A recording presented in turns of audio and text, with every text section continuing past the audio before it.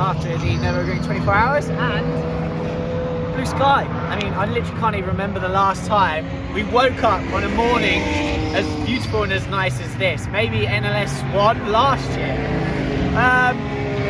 And yeah, the first race after the 24 hours is always a bit of a quiet one. Only 16 GT3 cars here this weekend, but it makes it possible for a strong result. Pittard is just in the car at the moment to set our first flyer. It's just gone 8:30 now, so he's going to be crossing the line for the first flying lap. Chris is going to finish the session, so I am living the gentleman driver lifestyle and letting the Chris and Ben qualify the car, and then I will be in for the race later on.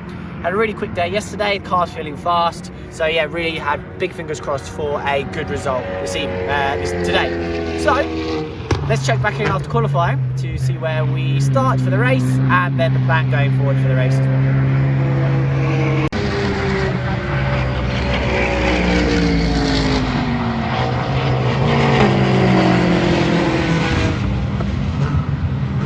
So it is well and truly happy hour here at NLS4 with slightly less cars. I think there's 130 entered. Qualifying is rapid. Patrick Niederhauser just set a new qualifying lap record of a 7:52.3, and Ben's just gone and done a 7:53.3. So we're currently P3. Absolutely mega time by Ben. It's still his first few races in a GT3 car, and he's absolutely smashed the sub-8 barrier. So yeah, fingers crossed we can stay sort of in that position around top 3. That'll put us in a good position for the race.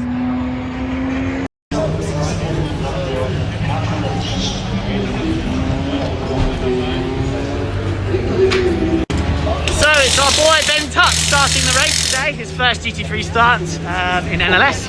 Perfect boy for the job, the guy that put the car on P3 himself. So yeah, fully deserved to be there, and looking forward to seeing what he can do. I'll be in second, and then Chris is going to go in last. So yeah, here we go, 4-hour race, no skids.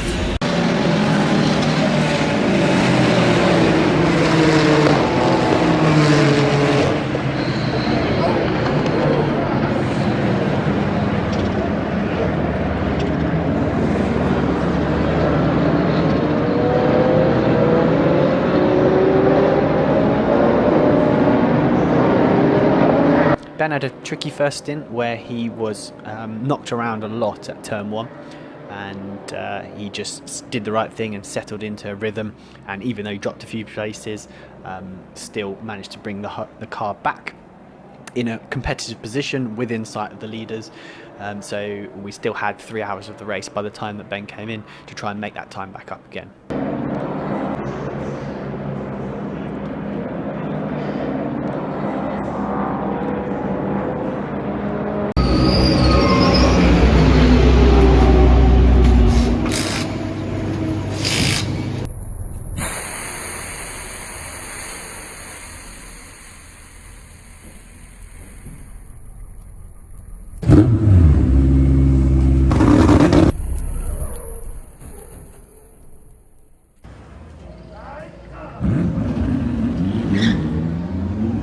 So after a quick stall in the pit lane where it looked like the rear tyres just locked up on maybe a bit of brake test or something, it was quite weird, I was determined to make back some of that time and put us into a podium or a winning position.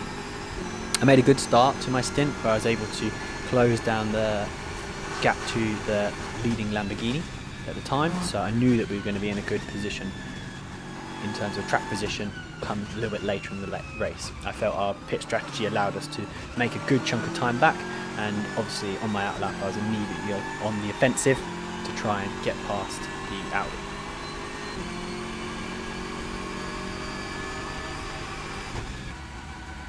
Made a bit of a mistake in a code 60 where I didn't see a yellow flag, which is a new rule now that means that you can accelerate through that yellow flag zone to normal racing speed, whereas I went at the green flag, so I lost a big chunk of time there to the Lamborghini, which was frustrating.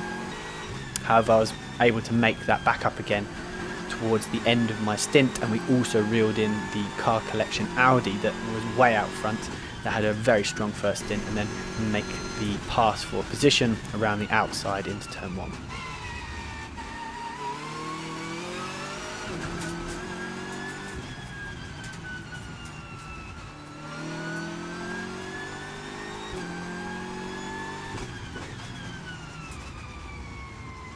However, I did have an intermittent gearbox warning light coming up on the dash, and then halfway around the lap, just towards the Metzger belt area, on the radio to the team, they told me to call it because on the data they could see something bad happening.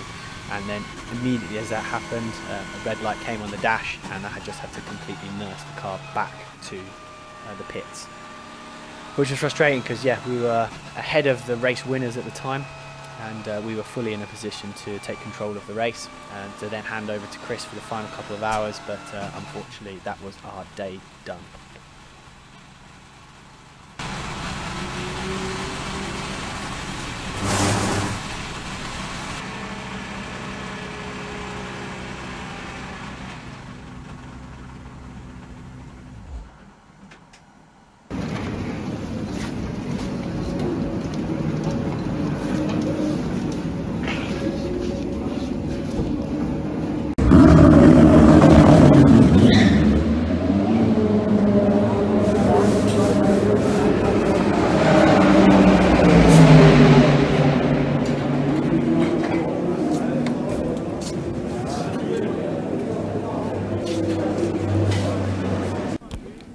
So with the race still continuing, the cleanup operation continued on the number 34 M6, and it was diagnosed to be a gearbox issue where basically we were leaking oil and we'd run out of oil basically. So we managed to make it back, but unfortunately that was nothing more we can do. So yeah, another strong showing which showed the car was fast, drivers were fast, and we were in a position to really get a good result, but unfortunately not this time. So yeah, I hope you enjoyed this NLS4 video.